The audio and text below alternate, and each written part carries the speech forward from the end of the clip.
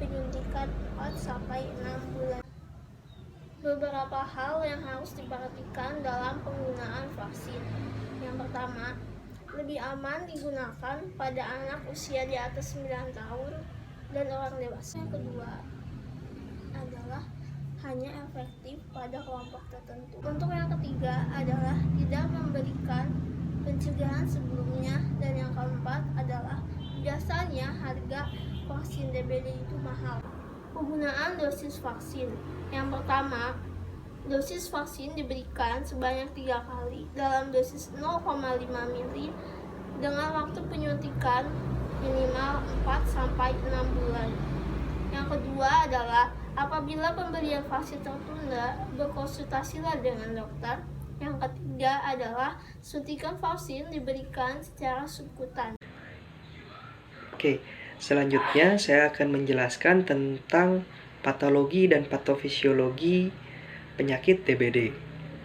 Nah, penyakit demam berdarah Dengue atau DBD adalah penyakit yang disebabkan oleh virus Dengue dan ditularkan melalui gigitan nyamuk Aedes aegypti. Penyakit ini dapat menyerang ke berbagai kalangan, khususnya anak-anak, sampai bisa menyebabkan kematian. Virus ini sering menyebabkan wabah.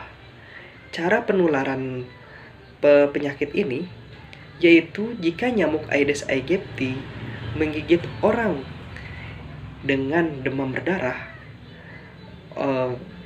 virus tersebut akan masuk ke dalam tubuh nyamuk dan berkembang biak di sana. Khususnya, pada sebagian besar virus Dengue ini berada di air liur. Nah, selanjutnya, waktu nyamuk menggigit orang yang belum terinfeksi, nyamuk Aedes aegypti ini terlebih dahulu mengeluarkan air liur yang mengandung virus Dengue. Hal ini dimaksudkan agar nantinya darah yang dihisap oleh nyamuk tersebut tidak mengalami pembekuan. Nah, pada saat inilah virus ditularkan kepada orang lain. Nah, setelah virus masuk ke dalam tubuh manusia, virus ini akan berkembang biak di sel retikulum endotelial yang selanjutnya diikuti dengan viremia yang berlangsung 5-7 hari.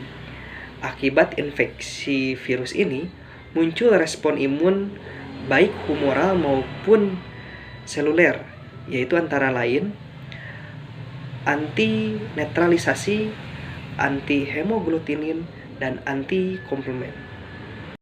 Patofisiologi DBD. Patofisiologi primer DBD dan dengue shock syndrome DSS adalah peningkatan akut permeabilitas vaskuler yang mengarah ke kebocoran plasma ke dalam ruang ekstravaskuler sehingga menimbulkan hemokonsentrasi dan penurunan tekanan darah. Pada kasus berat, volume plasma menurun lebih dari 20%. Hal ini didukung penemuan postmortem meliputi efusi pleura, hemokonsentrasi, dan hipoproteinemi. Setelah masuk ke dalam tubuh manusia, virus dengue berkembang biak dalam sel retikuloendotelial yang selanjutnya diikuti dengan viremia yang berlangsung 5-7 hari. Akibat infeksi ini, muncul respon imun baik humoral maupun seluler, antara lain antinetralisasi, antihemoglutinin, dan antikomplement. Antibodi yang muncul pada umumnya adalah IgG dan IgM. Pada infeksi dengue primer antibodi mulai terbentuk, dan pada infeksi sekunder kadar antibodi yang telah ada jadi meningkat. Antibodi terhadap virus dengue dapat ditemukan di dalam darah sekitar demam hari ke-5, meningkat pada minggu pertama sampai ke-3, dan menghilang setelah 60-90 hari. Selanjutnya ada etiologi DBD. Demam berdarah disebabkan oleh virus dengue yang dibawa oleh nyamuk Aedes aegypti dan Aedes albopictus. Virus tersebut akan masuk ke aliran darah manusia melalui gigitan nyamuk. Biasanya jenis nyamuk ini menggigit di pagi hari sampai sore menjelang petang. Penularan virus dengue terjadi bila seseorang yang terinfeksi akan dibawa oleh nyamuk dan menginfeksi orang lain yang digigit nyamuk tersebut. Virus dengue hanya menular melalui nyamuk dan tidak dari orang ke orang. Virus dengue terbagi menjadi 4 tipe. yaitu DEN1, DEN2, dan DEN3, dan DEN4. Ketika seseorang terinfeksi salah satu tipe virus dengue dan berhasil pulih, maka tubuhnya akan membentuk kekebalan seumur hidup terhadap virus tersebut. Tapi kekebalan terhadap salah satu virus tidak menutupi kemungkinan terjadi infeksi oleh tipe virus dengue yang lain. Bahkan seseorang yang pernah terinfeksi virus dengue lebih berisiko terinfeksi untuk kedua kalinya. Faktor lain yang dapat meningkatkan risiko seseorang terkena demam berdarah adalah tinggal atau bepergian ke daerah tropis. Demam berdarah juga lebih berisiko dialami oleh bayi, anak-anak, lansia, dan orang dengan kekebalan tubuh lemah. Selanjutnya ada preventif DBD. Pengendalian vektor merupakan metode utama dalam pencegahan DBD karena vaksin dan obat antivirusnya yang efektif belum ada. Pemberantasan larva dengan larvasida menjadi cara pengendalian vektor yang paling efektif. Upaya preventif yang efektif kedua setelah pengendalian vektor adalah dengan menolak nyamuk. Penolak nyamuk yang umum digunakan masyarakat berupa spray aerosol, obat nyamuk bakar dan elektrik, serta lotion anti nyamuk. Selanjutnya di sini saya akan menjelaskan kuratif atau penyembuhan DBD. Kuratif atau penyembuhan DBD bisa dengan cara meningkatkan daya tahan tubuh dan meningkatkan kadar trombosit dalam darah.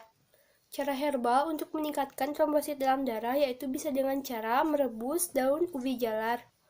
Lalu, air rebusan tersebut bisa dikonsumsi secara langsung. Lalu, di sini juga saya akan membahas efek samping yang kontraindikasi pada penggunaan vaksin DBD. Yang pertama, efek samping pada organ respirasi yaitu bisa menyebabkan asma, sesak napas, dan infeksi saluran pernapasan. Yang kedua, ada sistem hematologi dan limpatik, yaitu yang ketiga, ada sistem saraf pusat, yaitu bisa pusing, migrain, dan vertigo. Yang keempat ada gastrointestinal, bisa mual, muntah, dan nyeri perut. Yang kelima, kulit dan jaringan subkutan, bisa ruam. Yang keenam, muskuloskeletal, bisa nyeri pada leher. Yang terakhir, kontraindikasi penggunaan vaksin DBD. Kontraindikasi penggunaan vaksin DBD yaitu pada pasien dengan imunosupresi berat dan pasien yang belum pernah mengalami infeksi DBD sebelumnya. Pemberian vaksin DBD juga harus diperhatikan pada pasien yang akan memeriksa tuberkulin.